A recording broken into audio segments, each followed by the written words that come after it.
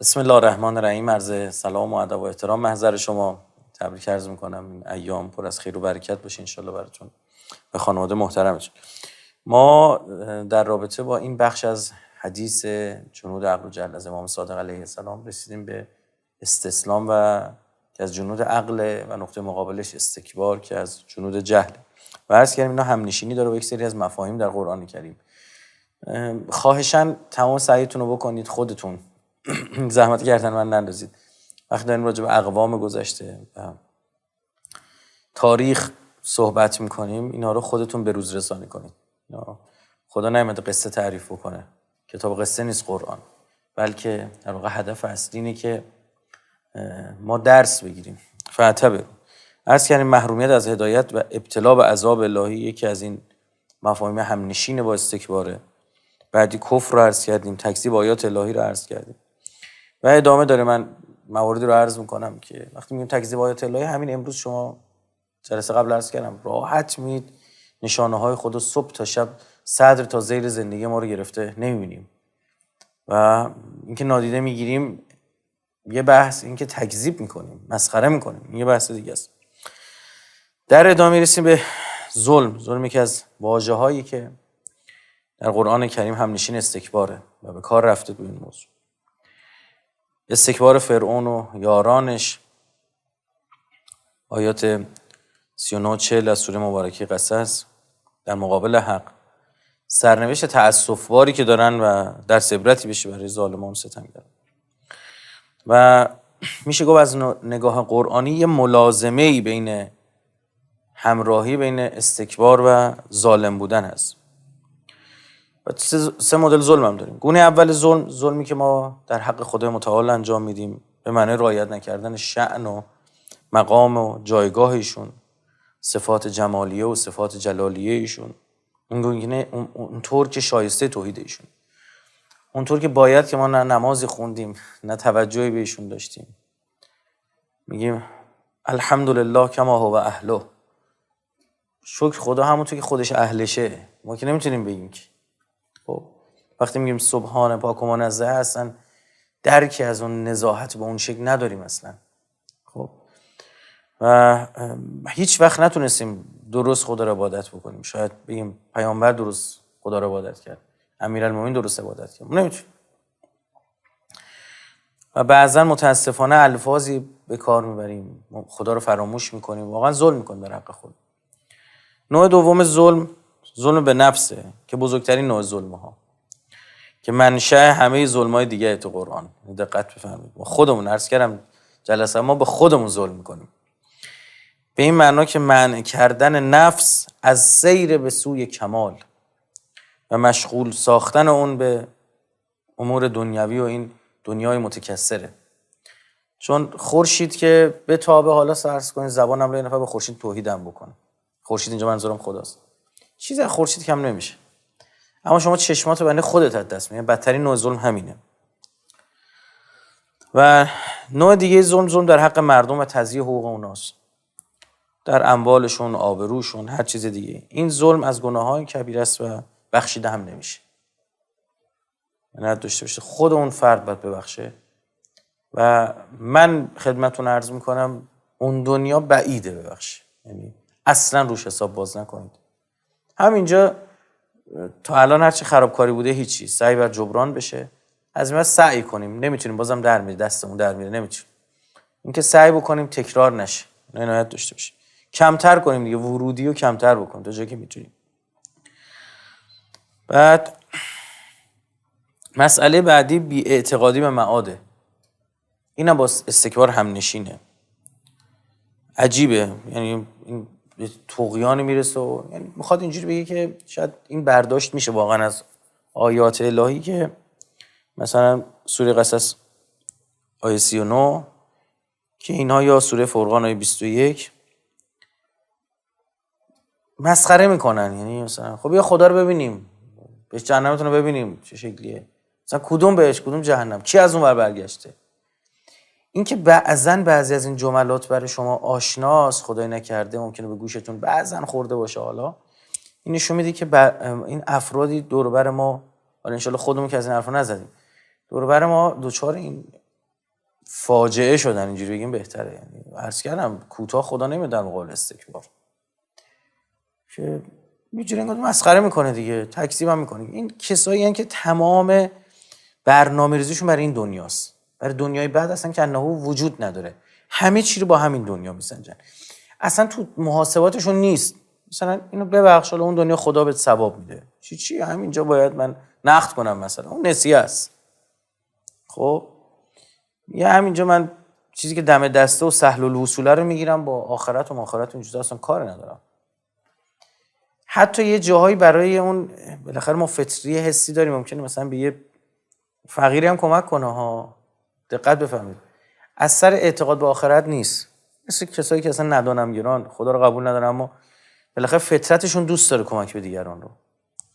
برای کسی که آخرت رو قبول نداره، کمک کردن به دیگران از منظر دنیوی شاید کار عاقلانه هم محسوب نشه، خودش هم میدونه، اما یه لذتی میبره، احساس کرامت نفس پیدا میکنه.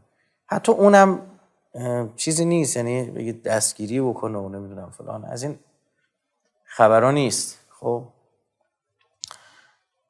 عادت بعضن میبینیم مثل یه مستی که دقت بفرمایید تو حالت عادی بخشندگی داشته، بعد توی مستی هم میبخشه، شاید حتی چون انان از دست میده عقلش تعطیل میشه بیشتر هم ببخشه. خب اما این بخشش اثر چیه؟ آیا ایمان داره به اونجا یا نه یه حس خوب بهش دست میده؟ انگار که رفته مثلا چه میدونم یه ماده مخدری مصرف کرده که یه حس خوبش دست بده، شادی براش بیاره، نه همون برداشت میشه. خب هرچند اثر مثبتی روی زمین داره ها، در این کسی منکر این نیستش. مسئله بعدی مجادله با حق بدون برهانه، ویژگی این افراده. سوره غافر آیه 56، سوره 40 همین سوره هم در واقع با زور اشاره میکنه که کل میکنن با حق، وقتی ازشون چیزی خواسته میشه هیچ دلیل ندارن. آیه قرآن شامل به غیر سلطان، این کارا رو میکنن اصطلاحاً بدون هیچ دلیل واضحی. بعضی نمیدونم پیش اومده براتون یا نه که مثلا دارید با یه سری از افراد بحث میکنید، صحبت میکنید، بعد دارید وقت میگذارید، بعد جای خوبش که میرسه خیلی عجیبه، یعنی جایی که میخواد گیر بیفته طرف، خب یهو اینقدر قشنگ بحث رو عوض میکنه با یه شوخی، با یه خنده‌ای، اصلا میزنه زیر همه چی. این خیلی عجیبه. اصلا میفهمید میگه آقا متوجه شد چی گفتم؟ خب حالا چه خبر، مثلا ولش کنید، کدوم تیم برد کدوم تیم باخت، هوا چطوره، نمیدونم دلار چنده، یهو این بحثو کلا عوض کرد. نمیخواد، اصلا بناش این نیستش، اصلا اومده برای نفهمیدن شما چی میگید. یا از شرق داری میگه از غرب جواب میده، از غرب داری میگه از شمال جواب میده، به غیر سلطان، دلیل واضح و روشنی مطلقا نمیارن، انکار میکنن بدون دلیل.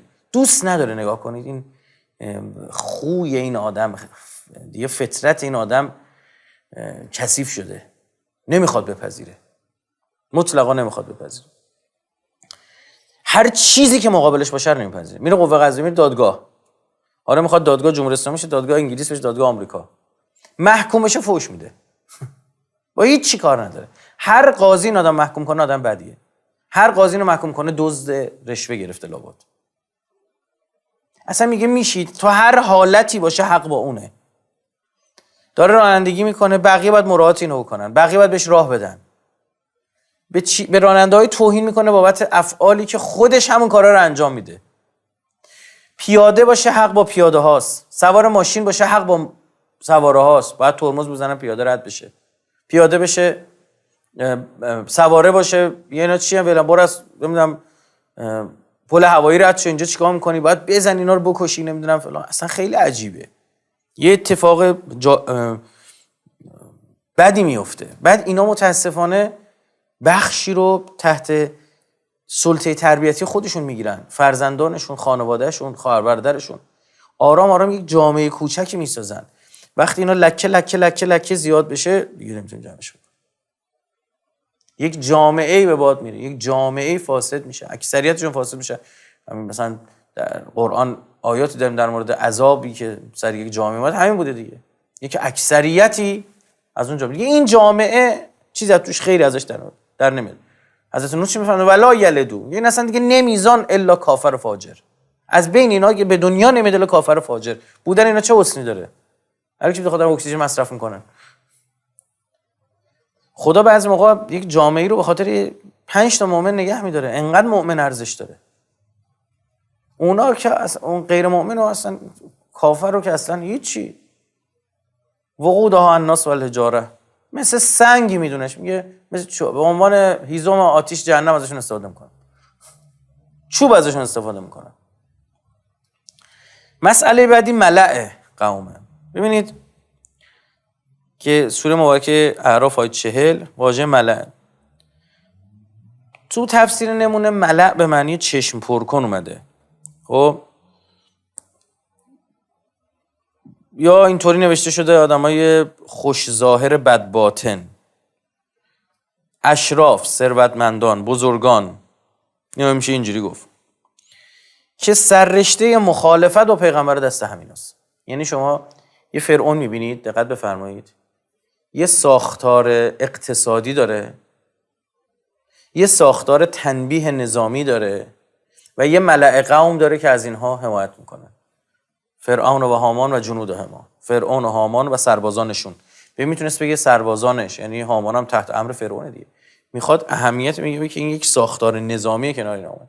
دقیقاً بن العباس همین اتفاق افتاده بود. یه ساختار نظامی بود که در ماوراءالنهر اسلام رسید به سرزمینی که در واقع اونجا قبایل ترک زندگی میکردن و آرام آرام اینا اسلام آوردن. خب اینا آدمایی بودن زندگی سختی داشتن، خوب می‌جنگیدن. اینا اومدن ساختار نظامی رو به دست گرفتن. یعنی هر جا اینا می‌خواستن این کار، بعد اینا همشون هم به صورت سیستماتیک و از سر سیاست همشون حنفی شدن. یعنی صلاح بر این بود که اینا حنفی باشن. برای خیلی جالب، مثلا ترکا حنفی ان، کردا عموما شافعی ان. این نشون میده که اصلا مذهب سیاسی انتخاب شده اون بره. یعنی دستگاه سیاسی میگفت اینا این مذهب رو داشته باشن به توازن قوایی بتونه به وجود بیاره. خب حالا دلایل دیگه هم داشته، من مفصل متعدد جدا عرض کردم توی بعضی از سخنرانی. این ساختار نظامی داشتن. همین الان شما این صهیونیسم جهانی نگاه کنید، یه آمریکایی داره، یه ساختار نظامی داره که تهدید میکنه.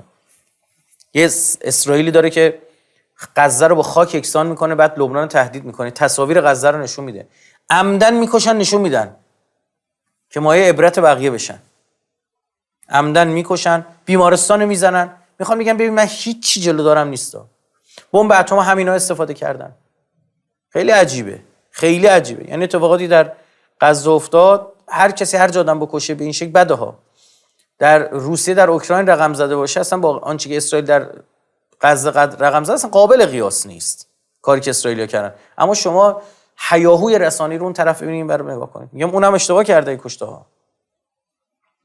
این ملأ قوم هم این شورای امنیتی که اینا درست کردن، بزرگانی که اینا سورس و منبع اجتماعی هن، مردم به اینا رجوع میکنن، اینها رو تحت امر میگیرن.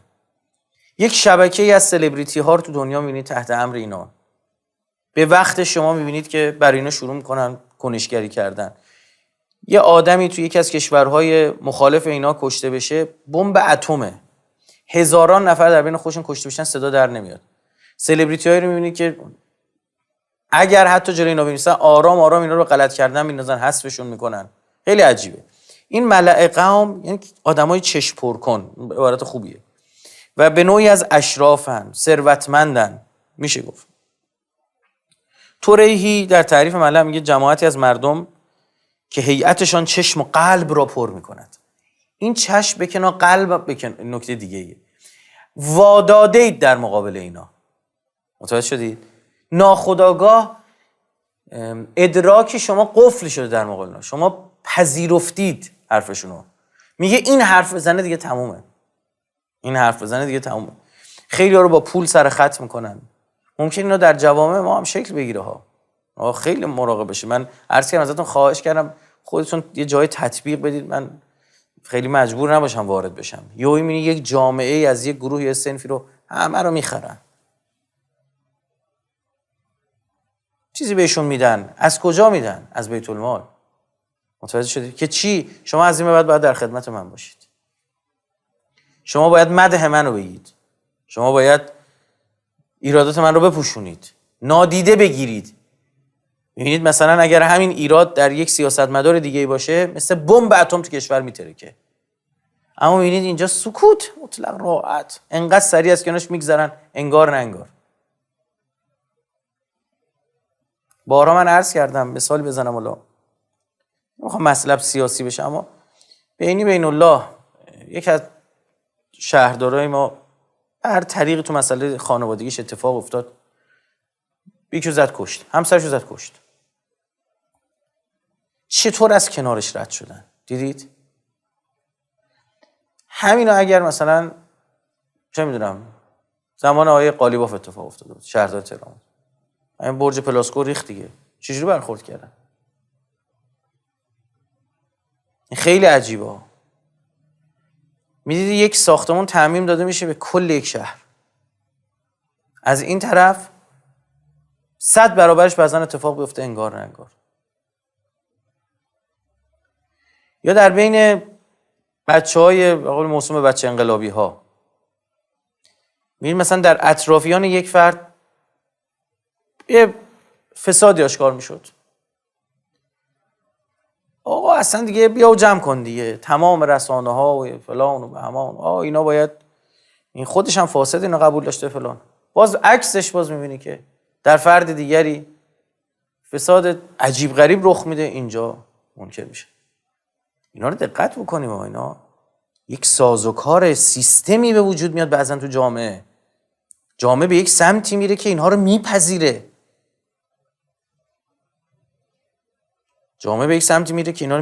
و شما یک لحظه به خودتون میبینید که هم چشمها رو پر کردن هم قلبها رو. اون موقع دیگه شما نمیتونید با این سیستم ها مقابله بکنید. یعنی روزی برسه در یک جامعه استکبار، ولو استکبار خفی، استکبار پنهان، استکبار کمرنگ سازمان یافته بشه، سیستماتیک بشه. این خیلی سخته باهاش جنگیدن. مثلا ابو عبدالله کاری که کرد همین بود. و این سیستم رو باید بشکنم.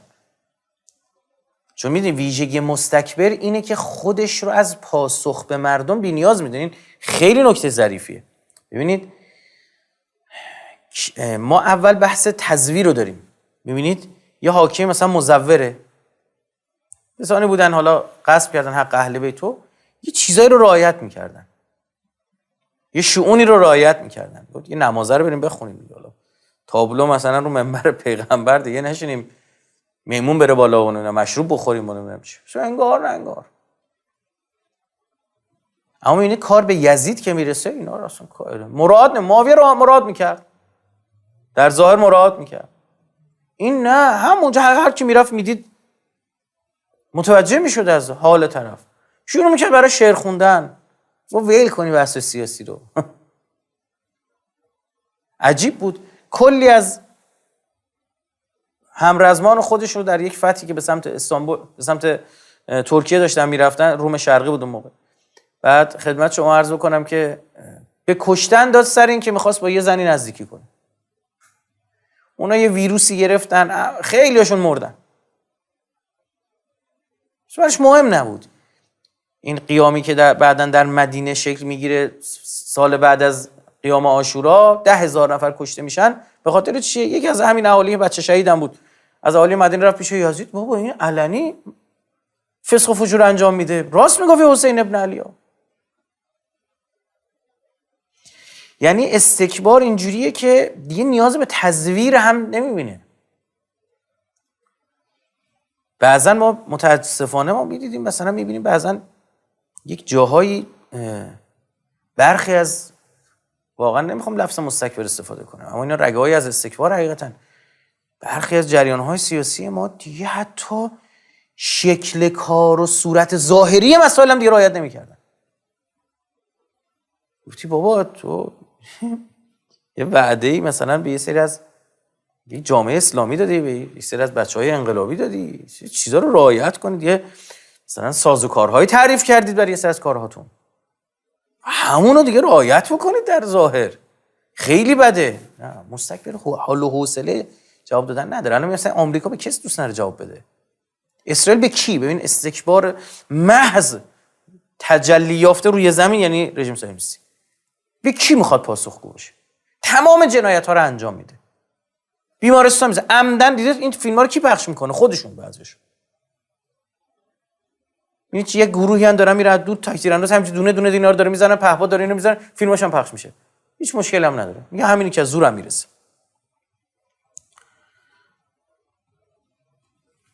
یا در مورد وجه تسمیه دوباره اونا به ملأ گفته میشه چون مملو از رأی نظر هستن و غنا ثروتن.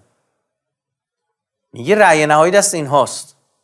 این ملائکه هم خیلی عجیبه. به شما ببینید در دورانی که ما زندگی میکنیم سازوکارهایی ساخته میشه. مثلا رسانه ها یک جاهایی اصلا همین ملأن، یا حداقل رسانه های این ملأن. تعدادشون کمه اما حرفشون بلنده. حرفشون منتشر شده است، کثرت یافته است، زیاد شده است. یه حرف اما زیاد میشنوی. اراده کنن فردا میبینید 200 تا کانال و پیج و سایت و فلان همه یک کلیپی را یه بابایی میزنن. اراده کنن از سایت بود دیگه تا همین انتخابات ما دیدیم از کانال طرفداری پرسپولیس که اصلا تو اون فاز و فضای اصلا انتخاباتی نبود، فضاشون پست میگذاشت تا نمیدونم قیمت نرخ ارز میداد. چرا؟ چون باید موج درست کنی. اینا میتونن. اینا مملو از نظرن، پر نظرن، از رأین. میگن رأی ما باید غلبه داشته باشه، نظر ما باید غلبه داشته باشه. فلذا میشه گفت این نکته ظریفیه. مستکبران عموما از دسته افراد سرشناس و اشراف. عموما اینجوری. حالا ممکن نفر معروف هم نباشه اما عموما اینجوری. مسئله بعدی عتوه. خداوند متعال سوره فرقان آیه 21 میفرماید یعنی خود بزرگ بینی. عرض کردم اینکه اعتقادی به معاد نداشتن عاملی بود برای درخواستای عجیب اینا. از مثلا با یه مسخری حالت چی بگم تمسخری سوال میپرسیدن. عتو هم رو از غلو دیگه، یعنی به معنی تجاوز و نافرمانی و سرپیچی اینجوری مثلا استفاده میشه. و قال الذين لا يرجون لقاءنا، کسایی که اصلا امیدی نداشتن به لقا و دیدار ما، اصلا آخرت رو قبول نداشتن. چی میگفتن؟ میگفتن لولا نزل علینا الملائکه، اگر ملائک بر خودمون نازل بشه، او نرا ربنا، یا ما خودمون خدا رو هم ببینیم، وقت شاید قبول کنیم. بگو خودت خودش بیاد یکم راه بره جلوم ببینیم چه شکلیه. فرشته ها رو بفرست ببینیم چه جوری ان، چه جوری ان. 4 تا سوال ازشون بپرسیم، یه دو تا مصاحبه هاشون انجام بدیم. غذا چی میخورد شما؟ مثلا فلان ها. همچین فضایی میافتن. لقد استکبروا فی انفسهم. اینا استکبار کردن. و عتوا عتوا کبیرا. ببین اینجا خدا با عنوان عتو کبیر، نافرمانی طغیان شدید یاد میکنه. کسی که در استکبار به یه حدی برسه که همچین حرفی میزنه، اصلا خدا چیه؟ یا خدا بیاد ببینیم چجوریه، اصلا خودمون خدا ایمانیم از این حرفا. مثل نمرود، مثل فرعون. ما مراقب باشیم بعضی این حرفا رو میشنویم ولو با شوخی. اینا خطرناکه، اینا اثر خودشو میگذاره ها. خیلی وحشتناکه از نظر من.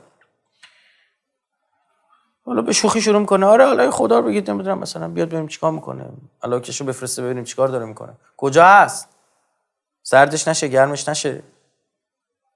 اینا رو خدا با عنوان عتو کبیر ازش یاد میکنه. عتو عادی که عذاب آنچنانی داره، حالا عتو کبیر ببین چی.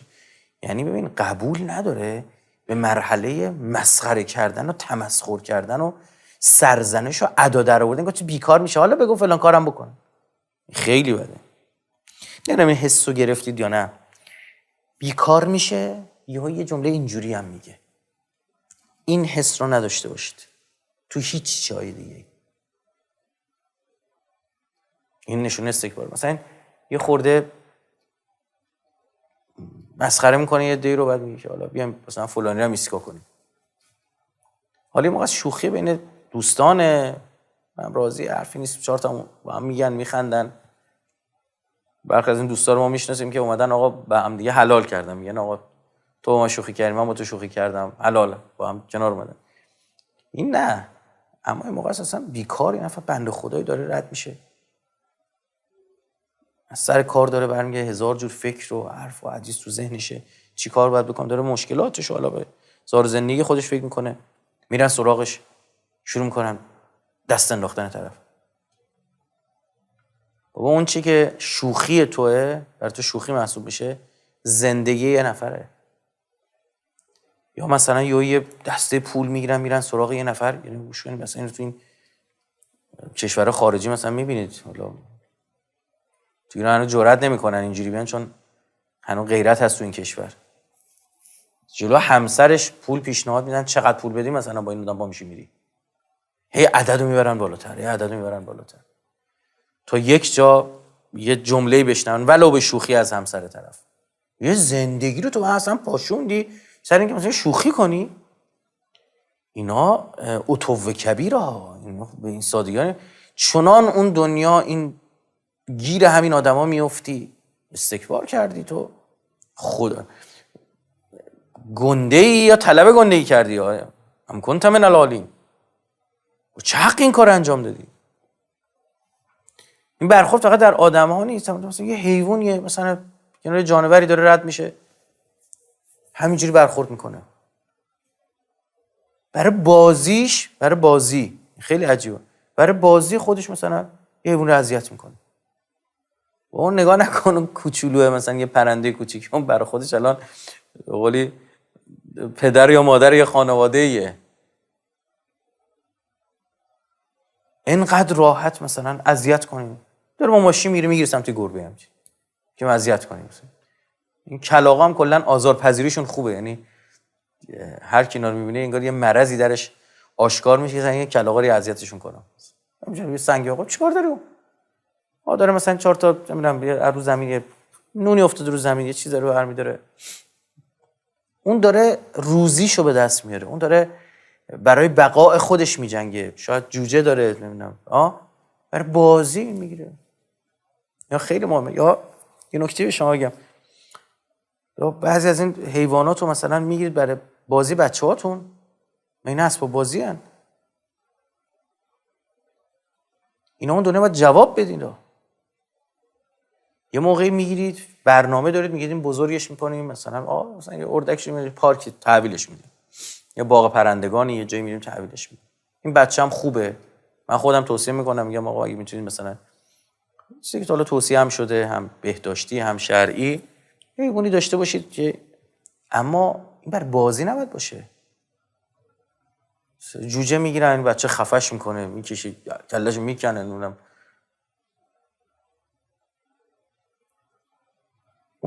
اون یه موجوده، اون یه مخلوق خداست. خب انقدر ساده باش برخورد میکنید. ببینم به بچه‌تون تربیتش کنید، یاد بدید. یا مثلا یه حیوانی میگه تو خونه نگه میداره، حقوق اون حیوان رو رعایت نمیکنه، اینا نشونه استکباره. یعنی اصلا مگه پیش‌فرضش اینه مثلا اون حیوان خدا آفریده بدوه، تو آوردین و حبسش کردی در یک جایی، بعد در قفل می‌کنی میری سر کار، 2 شیفته هم میری سر کار، ساعت 10 شب برمیگردی، تو برای اینکه یه 10 شب تا 12 شب مثلا با این خوش باشی، اسباب بازیته، اون بدبخت بیچاره رو همینجوری نگه داری، به بند بکشی، نمیدونم والا. مسئله بعدی مانع هدایت شدنه. کسی که مانع هدایت شود ملازم مستکبر اومده. میگه صد میکنه اینا در مقابل هدایت. اینا مناعا للخیرن، منع کننده تو مسیر خیرن. اینم دقت بفرمایید، اینم خیلی زیاد میگه یه نفر کار خوبی انجام بده، حالا چیه همه زار زندگی تو داری میبخشی؟ خیلی ساده ها، میخواد بچه دار بشن، حالا چیه مثلا اینقدر بچه بدونی میتونی تربیت بکنی؟ از کجا نون اینا رو میخوای بیاری بدی؟ ببین تو یه جمله میگی و اما گوشه ذهن این آدم میکنی، 4 نفر دیگه هم میگن این آدم به اجماع میرسه، به تصمیم میرسه، یا آقا جامعه اطراف من نمیپذیرن اینا. برای انسان‌ها جوری آفریده شدن که نیاز به زندگی اجتماعی دارن. این میخواد تو اون جامعه زندگی بکنه، سختش میشه. تمام کسایی که اینجا مناعا للخیرن، منع کننده در مسیر خیرن، زیاد آیین اصلا تو بچه مذهبی ها هست میشنوی انقدر راحت باورشون بر اینه که روزی رسونی دست خودشون هست، خدا نیست. میگه نه من انقدر حقوق دارم انقدر ولی چیکار میکنم. اصلا باورش نمیشه یه جای دیگه میخواد یه کار جدید و یه راه جدید باز بشه. یقین بر این داره که خدا نمیتونه، چون در عمل داره نشون میده این کارو. آره در حرف بگی بله خدا بزرگ، نمازش هم میخونه. مراقب باشیم وقت با حرفمون با اعمالمون مانع هدایت کسی نشیم. فلان داره فلان کلاسو میره، یه ما برگردیم یه چیزی بگیم که نره.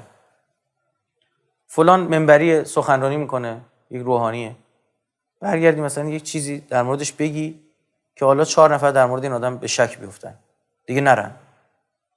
حالا میرفتن اینا تو مسیر درست چیزی یاد میگرفتن. اینا جواب میتونی بدی اون دنیا؟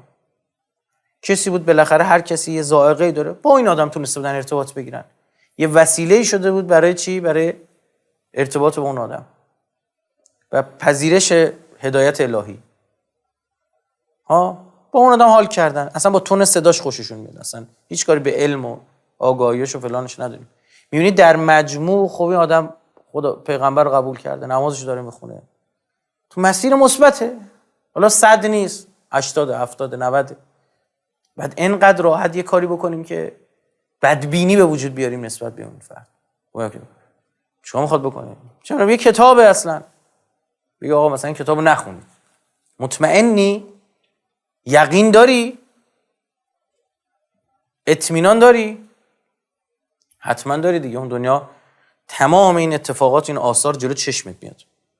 مسئله بعدی استنکافه، از ریشه نکفه به معنی ابا و امتناع. یکی دیگه از اون واژه‌هاییه که آیات مثلا 172 73 سوره مبارکه نساء همنشین استکبار قرار گرفته. خدا به کسایی که ایمان آورد و عمل صالح انجام دادن وعده پاداش و برخورداری از فضل خودش رو میده، در مقابل کسانی که تکبر استکبار کردن و از اطاعت خدا استنکاف کردن وعده عذاب دردناک میده.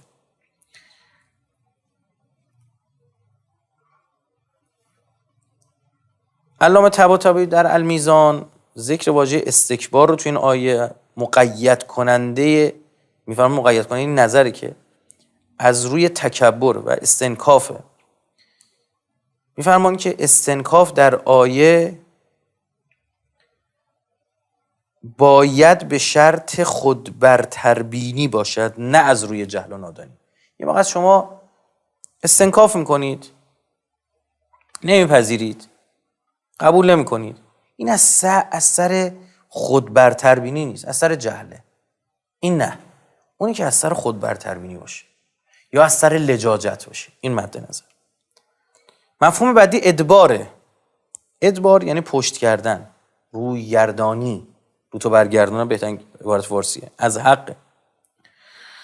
خدمت شما عرض بکنم که علامه سید محمد حسین فضل الله و محمد جواد مغنیه تفسیر آیه میگن که قبح کار مستکبران در اینه که علی رغم این که حق رو شناختن و به اون یقین پیدا کردن از پذیرشش روی برمیگردونن و اذعان نمیکنن. ببین یعنی میدونه اینجا چیه، عمدن روشو برمیگردونه. مثالی بزنم، میگه آقا کسی که تو خوابر میشه بیدار کرد، کسی که خودشو به خواب زدن نمیشه بیدار کرد.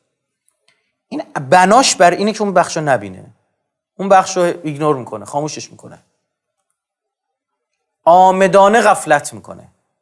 این ادبار کرده. بعد خب اینا چی میشه؟ از هدایت الهی باز میمونن، قلبشون خدمت شما عرض بکنم که قفل میشه، ختم الله مهر زده میشه و بعد از اون مسیر سخت‌تر میشه، میفتن رو لوپ و چرخه و دوره زلالت. ببین هی هدایت کمتر میشه، دوری از رحمت خدا بیشتر میشه، قلب مهر میخوره، هی بدتر میشه بدتر. این کسی که خدا تدریجاً رسما برنامه‌ریزی کرده پدرشو در بیاره. سنت استدراج، امهال، مهلت داره بهش میده که قشنگ بیشتر گناه کنه.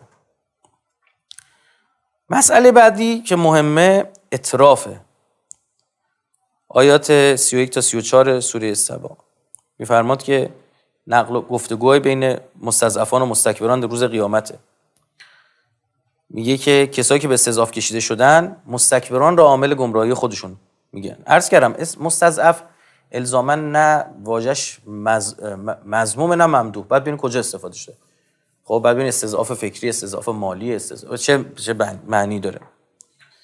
در این گفتگو که بین مستضعفان و مستکبرانه در روز قیامت، مستضعفان مستکبران را عامل گمراهی خودشون معرفی میکنن و اینا اشرافن، گروه‌هایی رو معرفی میکنن که همیشه پیامبران رو تکذیب کردن، پیامشون رو باش مخالفت کردن. اتراف از ریشه ته 2 نقطه ر و ف در واقع با ته 2 نقطه است، یعنی بهره‌مندی وسیع از نعمت‌های دنیوی و راحتی زندگی از هر جهتی. یعنی دیگه همه چیش طرف جوره. منعم یعنی کسی که نعمت‌های مادی داره و این چیزا رو میگه نعمت زیاد داره، حالا معنویش هم همینطور. اما وقتی از مترف صحبت میشه، اما اون منعم به شکل کامل یا ناقص داره. خب اما مترف یعنی غرق در نعمات مادیه و غافل از معنویات. دقت به اون توش نعمت معنوی هم هست. این طرف نه، اولا خیلی زیاده، دو مختص فقط مادیات. من نمیخوام برای تولید فقر تولید تئوری کنم، خب تئوری پردازی کنم، اما واقعا یک تلازم و ملازمت و همراهی بین این غرق در نعمات مادی بودن و استکبار شما میبینید، بین رفاه زدگی و استکبار شما میبینید. هیچ وقت من یادم نمیاد بنده خدایی شاید سال اول دانشجوییم بود یا آخر دبیرستان بود، حضور ذهن ندارم، در کوچه‌های تهران پارس داشتیم ماشین آمریکایی گاز میداد، چند سال پیش بوده. بعد بهش گفتم فلانی بچه مردم هر لحظه ممکن بود یه نفر پشت ماشینا از بیاد بیرون، یه ماشینا که پارک شدن خیلی خطرناک. اون موقع هم فراوون بچه‌ها تو کوچه‌ها فوتبال بازی می‌کردن، خب خیلی خطرناک. گاز میداد ماشین آمریکایی. بعد گفت ما هیچ این عدد تو ذهن من ثبت شده، گفت 40 میلیون ماشین رو بیمه کردم. به این یعنی چی؟ یعنی من پول دارم میتونم بتازونم. خدا گواهه من اصلا فراموش نمی کنم، نمیتونم فراموش بکنم سرنوشت این بنده خدا. بلایی به سر این آدم آمده و آمد عجیب، فرزندش از دست داد، زندگیش از هم پاشید، جدا شدن، چه یعنی بعضی موقع یه حرکت، یه خوی، یه جمله، یه کاری باهات میکنه. نمیگم عاملش این بوده ها، همین یه جمله بوده، اما بابا ما داریم در مورد جان آدما صحبت میکنیم. 40 میلیون بیمه است، خیلی حرفه. این عجیب بود برای من، جوری تکان دهنده بود که اصلا من ساکت شدم. بعدش رفتم تو فکر، گفتم کی من تو ماشینش نشستم، هیچ دیگه نگفتم. این یعنی چی؟ اصلا ببین پول زیاد و غرق در این رفاه بودن این اتفاق رو رقم میزن. یا مستکبر میشه و مستکبرها تن میدی. حضرت زهرا سلام الله علیها میفرمایند میبینید چرا جلوی علی وایسادید؟ این چرا حقش رو نمیپذیرید؟ در خطبه فدکی میفرماد شما به سمت رفاه رفتید، من الضیق الی السعه. گفتید ولش کن بابا، الان وقت این حرفا نیست. قرآن میفرماد پیامبری ارسال نشد مگر آنکه اشراف و مترفان اقوام باشون مخالفت کردن. یعنی اینجا عرض کردم حتما یه ارتباطی هست بین این پولدار غرق در پول بودن و این مخالفته. آیا هر پولداری مخالف خیر؟ اما احتمالش بیشتره. اینجوریه. شما ببینید یه جای مردم نیازی دارن، کمکی میخوان فلانی، مثلا سیلی میاد، زلزله میاد، خب ببین چند نفر خودشون حاضر میشن میرن اونجا. برید یا چه میدونم خیلی بعضی از زیارتگاه‌ها رو دورش ماشینا که پارکر نگاه کنید. برید 40 نگاه بکنید ببینید مثلا چه ماشینایی پارک شدن. نمیگم اصلا خدای نکرده ثروتمند باشه، نه مطلقا، اما این قرآن میفرماد پیامبری مبعوث نشد الا اینکه مترفه های اون قوم جلوش ایستادن. پس مترف پولدار عادی نیست، همه چی مادیاته براش، همه چی رو با پول میسنجه. مسئله بعدی علوه، یکی دیگه از واژه‌های قرآنی که مترادف با استکبار استفاده شده، علوه. آیات 45 و 46 سوره مبارکه مومنون میگه این علو و برتری جویی فرعون و اشراف قوم بنی اسرائیل یکی از دلایل و ریشه های استکبار ورزی اینا بود. مثلا قارون چی میشه اینجوری وای میسته؟ از اینکه خودش بنی اسرائیله، از مواهب بنی اسرائیلی بودن، به خاطر که در امان بود از اون عذاب‌های الهی بهره برده، بعد یوی برمیگرده میگه کی گفت؟ فرعون و هامان و قارون اصلا تو تیم اونا شده. چی گفتن؟ ساحر کذابه. این دروغگوه. میبینید از بنی اسرائیل، از نژاد، از نظر اونا نژاد پسته، باید باش برخورد بشه. چون تا زمان حضرت یوسف و اون موقع ها هیکسوسای آسیایی رفته بودن، از اینجا رفته بودن تا آفریقا رفته بودن گرفته بودن. بعدن اونها مصری‌ها دوباره قیام کردن و حکومت رو پس گرفتن. در زمان موسی علیه السلام اینا اصلا قبطی ها خودشون نژاد برتر میدونستن، نژاد پرستانه برخورد میکردن. و در تفاسیر هم اومده، جالبه، میگه منظور از این ادعای خدایی کردن فرعونه، منظور اینه منتها تو بین اطرافیان و اگه میگشتی تمام اشراف قوم فرعون همین بودن. یعنی هر کدوم اونها اگر فرصت پیدا میکرد طغیان میکرد و ادعای خدایی میکرد. فرهنگ اینها این بود. بعضی موقع یه حرفای نژاد پرستانی رو آدم تو جامعه میشنوه اصلا خیلی عجیبه، تعجب میکنه که آقا یک جامعه رشد یافته دینیه، این حرفا چی ما داریم میشنویم؟ اینقدر راحت راجع به یک نژادی اطلاق داده میشه، اینایی که این نژادو دارن، این قومیت دارن فلان. بعد اینقدر صریح، اینقدر، یا مثلا خدای نکرده از جامعه ما به دوره. واقعا من معتقدم، یقین دارم بسیار از این نظرات تو شبکه‌های اجتماعی گذاشته میشه، اینا خب کار همین ترولای مجازی این صهیونیستا و ایناست. شروع میکنن میان کاری دارم، اگه اکانتی درست میکنن با یه ظاهر اصلا عکس رهبر انقلاب یا حاج قاسم هم میذارن، خب یه المان مذهبی هم میذارن. اینقدر راحت مثلا چه میدونم یک نفر بچه‌ش حالا مثلا فوت هم شده، بلایی هم سرشون ده، اینقدر قشنگ نظامی آنوش جونشون حقشه فلان و بهمان. آقا این که شما معتقدید یه بحثایی که کشور اینا سر جای خوش درسته، اما اینقدر راحت آدم راجع به چیزا حرف بزنه واقعا ترسناک. خود علو به معنی ارتفاع بالاست دیگه، یعنی آدمی که دوچار علو این خودشو بالاترین ارتفاع می‌بینه. رو زمین قله برسته، هیچ کس از من بالاتر نیست. دو نفر باشن یکی بدون یکی بزنه کنار. بین اینا هیچ وقت این جنگ‌های جهانی رو نگاه کن ببین کیا بوده. بین همش هم کشور مستکبر بوده عموما. اینا برای چی؟ اینا برای که مثل گرگن که رو به روی همدیگه میخوابن فقط به خاطر منافعشون، که وقتی اون یکی به این که حمله نکنه. بارها شامل از کشورهای همپیمان همدیگه اینا جاسوس کشف میکنن. گروه جاسوس اینا به هم رحم نمیکنه. مسئله بعدی خود برتربینیه. این هم همنشین استکبار به کار رفته. آیات 75 و 76 سوره صاد، این احساس برتری که شیطان نسبت به آدم داشت. چی گفتش که خب بر چی سجده نمی‌کنی؟ گفت خلقتنی من نار و خلقته من طین، من از آتیشم، این از گله. ببین اینجا از خود این فعل به نظر من مهمتر بهانه تراشی بابت برتری جوییه. ببین یعنی طرف میخواد، یعنی خودش که برتر میدونه، دنبال یه بهانه میگرده، میگه خب این که خدا تاییدیه بزرگتر بهش داد، علمش هم که از من بیشتر اون سوال رو پرسید، هیچ کدوم نه من نه ملائک نتونستن حل بکنیم، این تونست حل بکنه. تنها فرقمون چیه الانیم؟ فرقمون اینه که بگم که چه میدونم پارتی بازی کرد در حق این، همینو گفته دقیقاً شیطان. رب فبما اغویتنی، تو منو دچار اغوا کردی، جلو رشد منو گرفتی، اما برای اون پارتی بازی کردی. دو، من از آتیشم، این از گله. عین کسیه که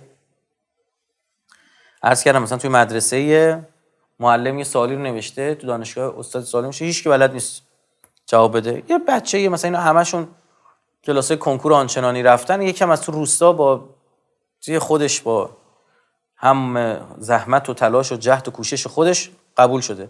هیچ کس بلد نیست. بعد اینو استاد صدا میکنه میاد که سوالا رو حل میکنه، بعد به همه کلاس میگه براش دست بزنید. هم دست میزدن، فسجدوا، همه میگه ملائک سجده کردن، تبعیت کردن، ولادتشو پذیرفتن الا ابلیس. استاد میپرسه تو چرا دست نمیزنی؟ میگه که این بچه شهرستانه، من بچه تهرانم، اون فقیر، من پول دارم. همینقدر احمقانه. این بهانه از اون یکی خود اصل ماجرا به مراتب بدتره. مسئله آخر از این حیث تعارض میان حق و منافع. این خیلی جالب. این هم همنشین با استکبار استفاده شده، هم ردیف مترادف با استکبار استفاده شده. سوره مبارکه بقره آیه 87 به مردمی که پیامبر خودشون رو تکذیب کرده بودن یا به قتل رسوندن میفرماد تنها علت این امر مخالفت با دعوت این پیام آورانه. به خاطر چی؟ در پیروی نکردن از امیال و خواستهای نفسانی. ببین یک جا بین خودشون، منافع خودشون و اون حق و حقیقت تضاد ببینن، این انتخاب میکنن. اینا کسانی که مستکبرن و مستکبر میشن، و یا اگه مستکبر هستن آثارشون اینه، اینجوری ظهور و بروز پیدا میکنه. خب یه مثال بر شما بزنم. ببینید ماجرای ناقه صالح ماجرا عجیبیه، چون این معجزه اینا خودشون درخواست دادن. بعد وقتی این اتفاق افتاد توی کوه، یه شتر با بچه‌ش اومد. حالا خدای قانونی گذاشته، میگه حالا مثلا روزه فرد اینو بچه‌ش بعد از این آب استفاده کنن، روزه زوج شما مثلا یه روز در میون. یکمی که گذشت اینا منافعشون چیز افتاد، اینا استکبارشون با چیکار کنیم، یه روز ما آبم می‌خوایم، حالا بشین برنامه‌ریزی کنیم. می‌بینید یه روز در میون یه همچین معجزه کافیه که یه کره زمین رو مؤمن بشن. خب بعد ما چیکار کردن؟ گفتن این سحر فلان، زدن کشتن. فعقروها، سر بریدن. بعد خب خدا عذاب الهی فرستاد. اما به این فکر بکنیم، یعنی همچین معجزات رو ممکنه ما ببینیم بعدش در مقابل بایستیم. بله خیلی وقتا شما میبینید که اصلا جامعه الان براش خوبه که مثلا قیمت فلان محصول بیاد پایین، انقدر قشنگ چون طرف از همون محصول خرید خودش و براش سودش در این که مثلا بره بالا، شروع میکنه برای این تولید تئوری کردن. یعنی همون که بارها عرض کردم، امیال ما دستور میده و ما تولید منطق میکنیم براش، عقلانیت تراشی میکنیم.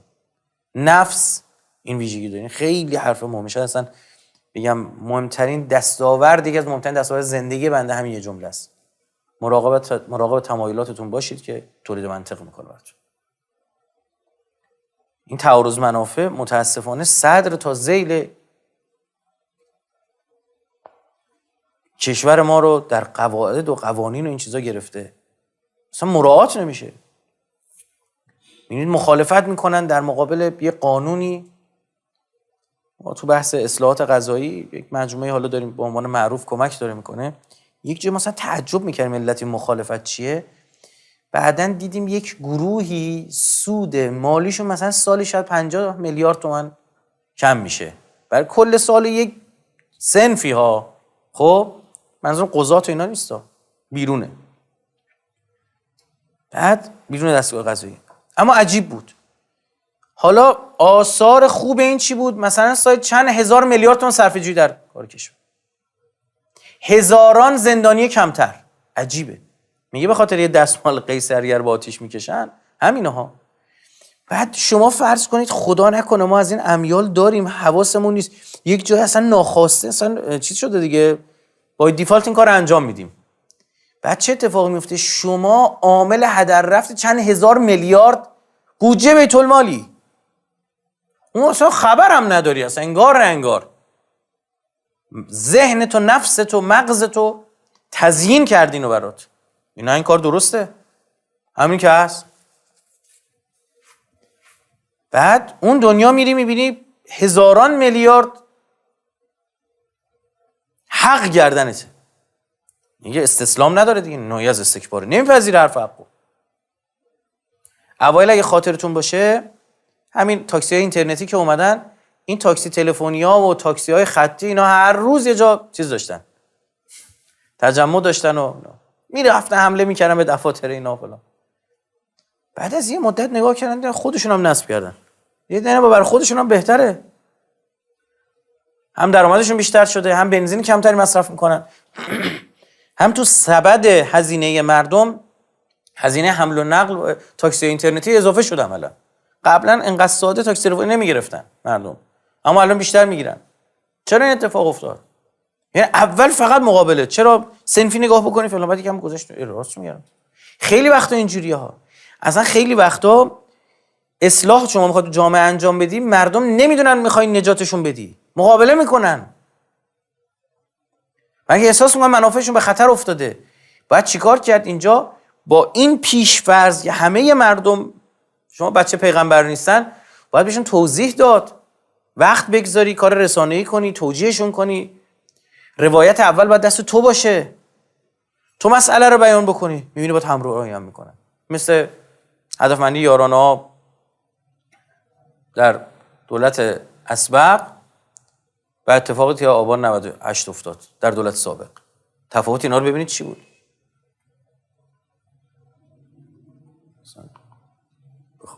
مردم عصبی شده بودن، در حالی که اون قابل مقایسه نبود از نظر اسکیل و اندازه اقتصادیشا. اون قبلی خیلی بزرگتر بود به نسبت. خب این نتیجه چی؟ نتیجه اینه که این تعارض منافع خیلی مهمه. مرحوم طبرسی می‌فرماد که زشتی کار مستکبران این است که علی رغم علم به حقانیت دعوت پیامبرانشان، تنها به علت تعارضی که میان امیال نفسانیشان با تعالیم انبیا وجود داشت، پیامبر الهی را تکذیب می‌کردند. کسی، اینجا نکته ظریفی میخوام خدمتتون بگم، کسی ذره مبانی دینی بفهمه، با قرآن مأنوس باشه، خطری بزرگتر از تعارض منافع رو احساس میکنه. اگر ما اومدیم حرفی زدیم، یه نکته گفتیم در مورد شفافیت، به عنوان کسی یه عمری گذاشته، وقتی گذاشته رو اصلاح حکمرانی، رسیدیم به این که آقا تا موقعی که پس و پستو باشه این امیال رو پنهان میکنن، اما وقتی نور بتابه، روشن بشه، اصلا این بنده خدا مجبور به همراهی با حق و حقیقت میشه. مثل همون تاکسیه درس کردم مثالشون، قصه تاکسی اینترنتی، و میبینی اصلا برای خودش خوبه، شما آخرت طرف رو تضمین کنید. مجموعی رفته بودن از یه بنده خدای صیانت کرده بودن، بهش تذکر داده بودن آقا این کارو نکن، این کارو نکن، این کارو نکن. یه بخشش مجبور شده بود گوش کنه، دیدید اینا با خبرن. بعدن هم دستگیر شده بود. این فرد میگفتش که من اینو توی دادگاه دیدم، برگشت از من تشکر کرد، گفت خدا وکیلی خوب شد جلو من گرفتید، اون کار آخریه رن که من 10 سال بیشتر میرفتم زندان. بعدن همینا قدردان شما میشن. ما بیایم شرایط فراهم بکنیم برای اینکه حکمرانان ما به فساد بیفتن. خب با چه منطقی؟ ما به عنوان حکومت دینی وظیفه داریم جلوی این کار رو بگیریم. یعنی اصلا ول کنید دنیا رو که آقا شفافیت باید باشه، فساد نباید باشه، اینا رو به کنار. اصلا وظیفه شرعی من و شماست. یه کاری کنیم اینها به گناه نیفتن، اینها ملأ قومن الناس علی دین ملوکهم، اینا دوچار خطا بشن به طریق اولا با اینیا رو دیگه نمیشه جمعش بکن. نکته بعدی، من این رو سرفصل میگم، واقعا خیلی زیاده، هر جاشم تونستم کوتاه سعی میکنم عرض بکنم، یه 7-8 دقیقه فکر میکنم طول بکشه، عنایت داشته باشید. اینا مترادف و همنشینه با استکبار بودن.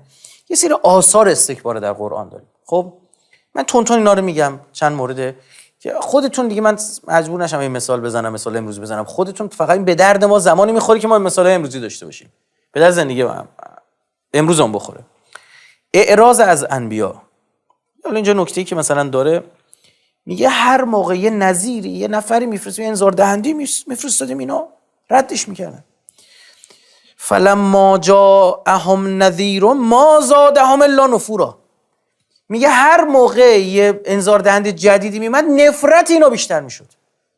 این حس رو دیدید در بعضی از افراد، مثلا تو میخوای مثلا حرف خوبش میزنی میگه خب این نه یه دلیل بیشتری میاری، نه تو دیگه اصلا معلومه فلان، اصلا نفرتش بیشتر شد. عجیبه. استکبارا فی الارض و مکر السیء، این استکبار در روی زمینه. این مراقب باشیم، یه چیزی بپذیریم، این حرف حق بپذیریم. طرف دلایل بیشتری داره میاد، ما باید بیشتر نرم بشیم. میبینی ولا یزید الظالمین الا خسارا، بدتر وای میستن. جالبه این استکبار، قرآن میفرماد کار رو به یه جایی، به این روی گردانی شونه از حق، به یه جایی میرسه که استغفار. ببین خیلی جالبه، و اذا قیل لهم تعالوا یستغفر لكم رسول الله، میگه بیاد پیغمبر براتون استغفار کنه، بیاد شفاعتتون کنه، بیاد بهشتتون رو تضمین کنه. لا بروسم، میگه روشونو برمیگردونه، میگه با جمع کن. و هم مستکبر، اینا مستکبرن. خیلی عجیبه. به مرحله میرسه معصوم دنبال اینا میدوه، میگه بیاید من شفاعتتون رو میکنم، بیاید. میگم برو بابا، روشونو برمیگردونه، توجه دیگه نمیکنن. اینا آثار استکباره ها. یا میبینیم نسبت به 5 سال پیش، 4 سال پیش، 3 سال پیش اصلا هیچ نیازی در خودمون نمیبینیم که یه خلوتی با خدا داشته باشیم. چه اتفاقی برامون افتاده؟ یه چیزایی درمون داره تغییر. این سیگنال ها رو، اینا رو بگیریم ها. اینا یک آلارم رو بشنویم، خطرناک. استمرار شرک موضوع بعدیه. میگه که و یقولون انا لتارکو آلهتنا لشاعر مجنون، به خاطر یه شاعر دیوونه ما از مشی قبلمونو از اینا بگذاریم. این هم این که یعنی استمرار شرک از آثار استکباره، یعنی تغییر نمی‌کنی. دو، توهین به اولیا. اینا که انقدر راحت به اولیاء الله توهین میکنن، اینا مستکبرن. به بزرگان توهین میکنن، به علما توهین میکنن، اینا مستکبرن. ولو به شوخی میبینید طنزشون همیشه، مثلا با علما شوخی میکنین، رگه های استکبار اینقدر ساده نباشه. بگین آدم به چی شناخته میشه؟ به دین خدا. خب چی باید اینقدر راحت توهین کنی؟ استحقاق سرزنش. میگه در قیامت دائم اینا سرزنش میشن. خدا اینا رو سرزنش میکنه، خودشون هم دیگه سرزنش میکنن، خودشون رو سرزنش میکنن. یک وضعیه. فاستکبرتم و کنتم قوما مجرمین. احساس غرور، یعنی این احساس قدرت و غروری که دارن. فاما عاد، و اما ماجرای عاد، فاستکبروا فی الارض بغیر الحق و قالوا من اشد منا قوه. کیا ما قوی تره کره زمین؟ چجوری خدا نابودشون کرد؟ تکذیب آیات الهی، چون راجع به این صحبت کردیم، اما جالب آیش میگه که جوری نمیشنون ولا مستکبرن، روی برمیگردن از آیات الهی در حالی که استکبار وجودشون گرفته. کنها فی اذنیه وقرن، انگار 2 تا چیز چپونن تو گوششون، اصلا اینا نشنون. اینجا من نمیدونم بگیم طنز چیه، یه جالب خدا فهماد فبشره بعذاب الیم. پس بهش بشارت بده عذاب الیم. بشارت، این لفظ بشارت جالب استفاده میکنه. میگه نمیشنوی؟ نه. ببین فکر کن شما همه کار کردی، نعمت بهش دادی، حالا میخوای بهش حرف بزنی، عمدن خودشو به نفهمی میزنه، روشو برمیگردونه، انگار تو گوشاش پنبه است، یا 2 تا پرده انداخته تو گوشاش. بعد خدا میگه باش، پس بهش فقط بشارت بده که عذاب علیم، عذاب دردناکی در راهت. قتل انبیا، عامل اصلی کشتن انبیا و قتل بزرگان، قتل اولیا، قتل ائمه، همین استکباره. میگه افکلما جاءکم رسول بما لا تهوا انفسکم، یه چیزی من فقط شما قبول نداشتید، با هوای نفس شما جور نبود، چیکار میکردید؟ استکبار می‌ورزیدین. استکبرتم ففریق کذبتم و فریق تقتلون، یه دیگه رو تکذیب می‌کردید، می‌کشتید. که جامعه اسلامی به کجا رسید که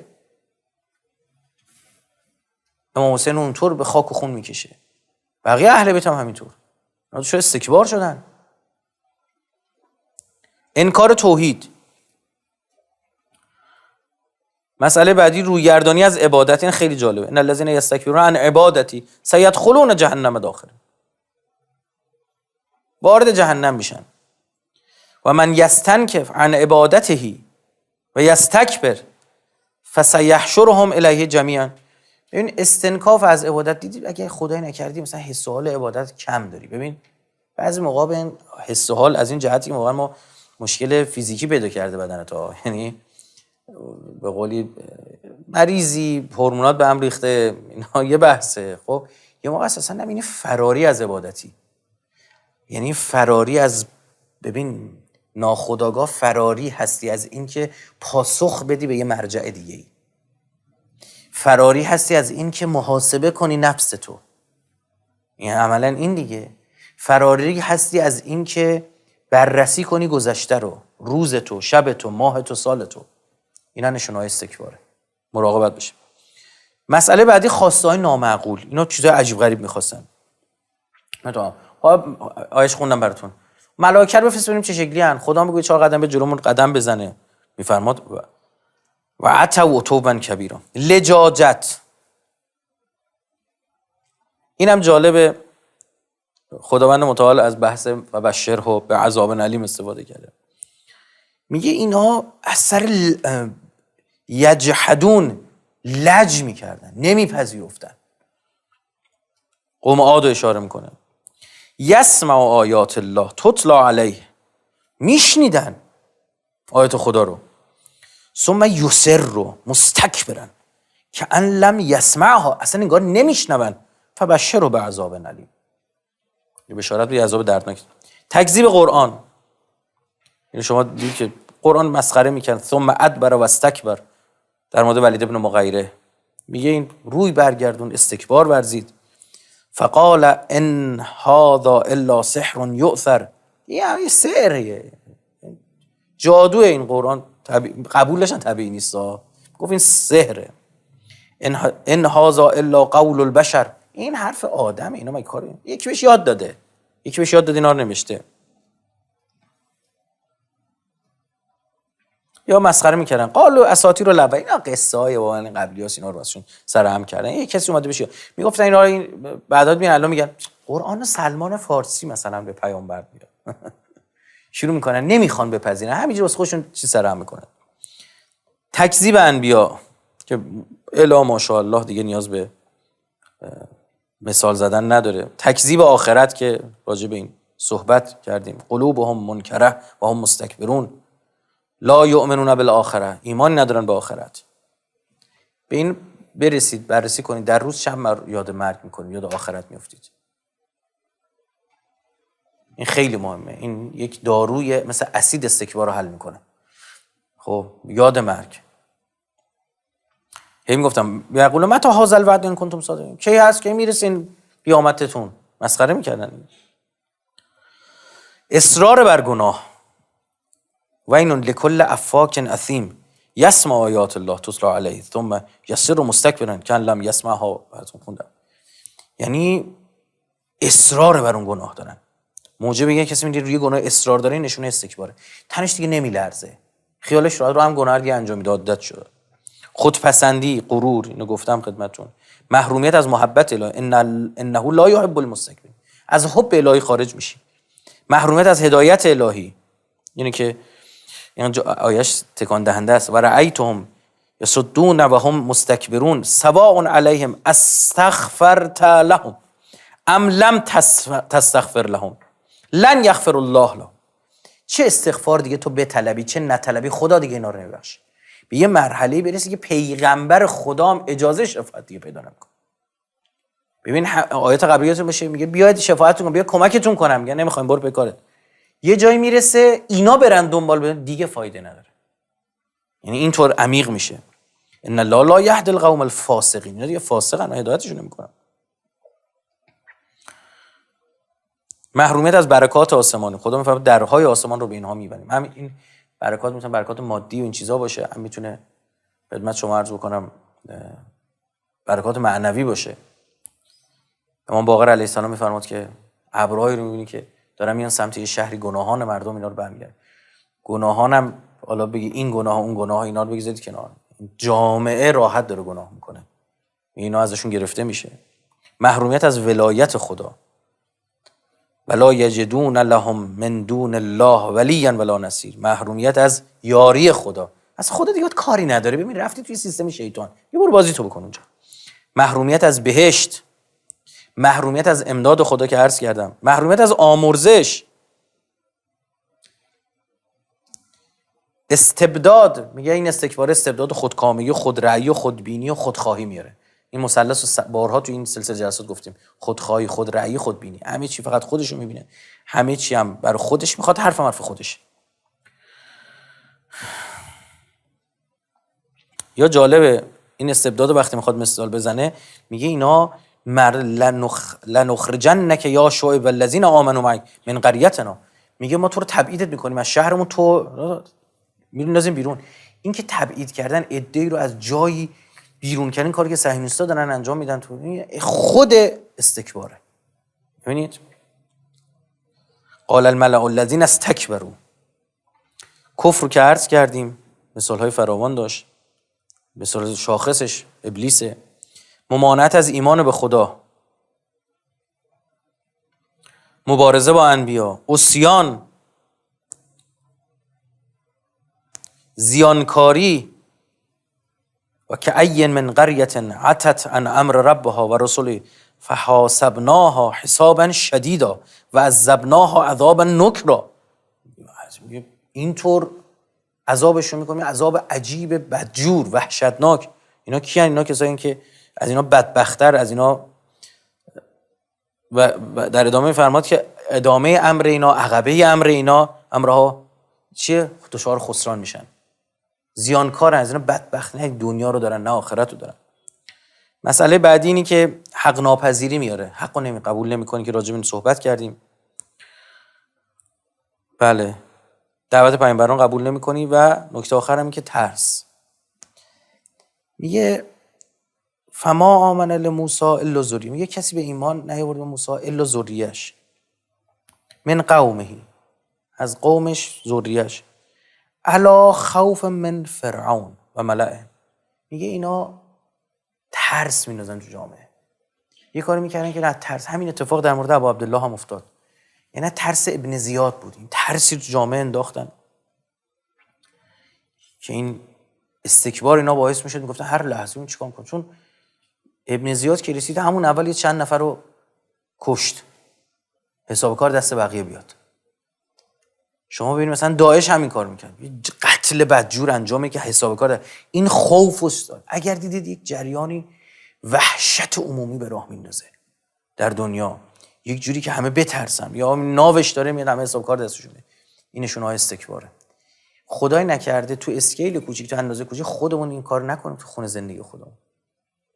یه مسئولیه، توی یه مدیر مؤسسه روحانی مسجدیه، مداح یه هیئتیه، یه دفتر دسته که هر کسی یه جایی داره دیگه ها، بعد یه جوری کار بکنه همه بترسن، راحت بشون برن بهشون حرف بزنن. از استکبار این آدم، چرا نون اینا دست اینه؟ مثلا این اخراج بیخ کمرشه، هر لحظه میندازن بیرون ها. طرف از روزی این آدم میرسن، نشانه‌های استکبار عرض کردم، کسی که روزی مردم اینجوری تهدید کنه و فلان. یه موقع از اینا کار نمیکنه فلان فلان، یه ضوابطی قواعدی هست برای خروج اون عزیز، عدم همکاری و پایان همکاری. اما یه موقع هست نه، این اصلا ابزاره، یعنی مثلا اصلا بیخ کمرش اخراج، یا نونتو میبرم. این خیلی خطرناکه.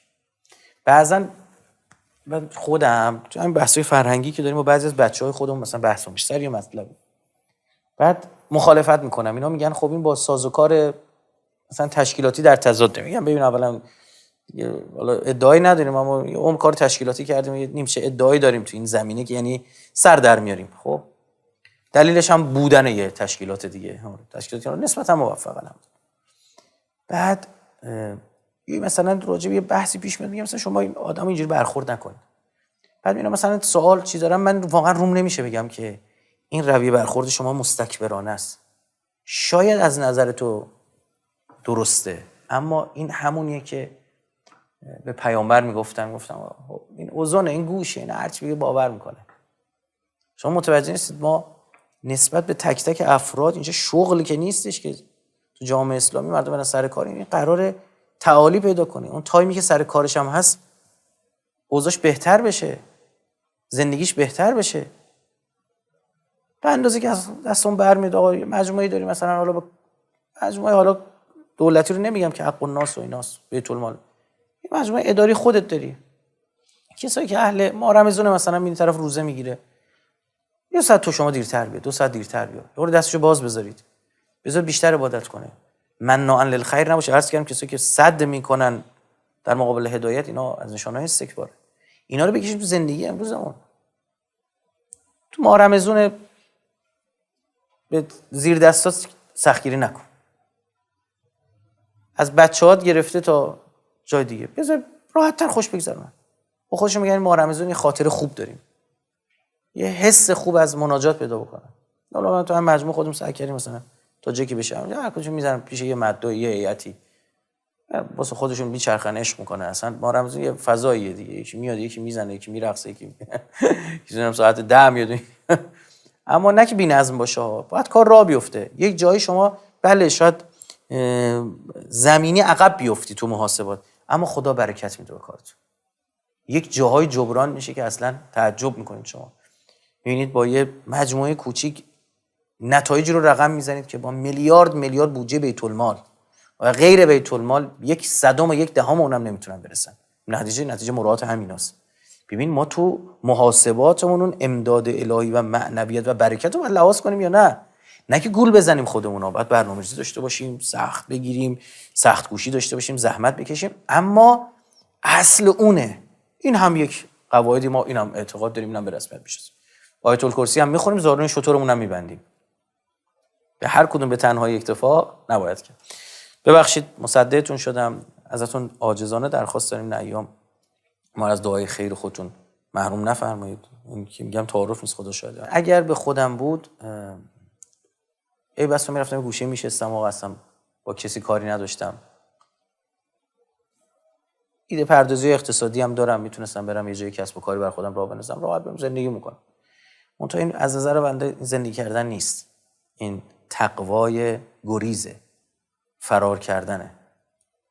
باید مون ایستاد. برای چی میگم نیاز به دعاتون دارم؟ به خاطر اینکه میشه شما توی حجم کار بالا خطا نکنی، امکان نداره مگه ادعای عصمت داشته باشی. خب فلذا طبیعیه، بنا این نیست اما طبیعیه. دعا بفرمایید که خدا آخراتون رو ختم به خیر بکنه، هممون ان شاء الله. خدا از نسلمون، ذریه‌مون، آدمای اهل بیتی سرشناس ان شاء الله به ما عطا بکنه و به جامعه، به حق صلواتی بر محمد و آل محمد.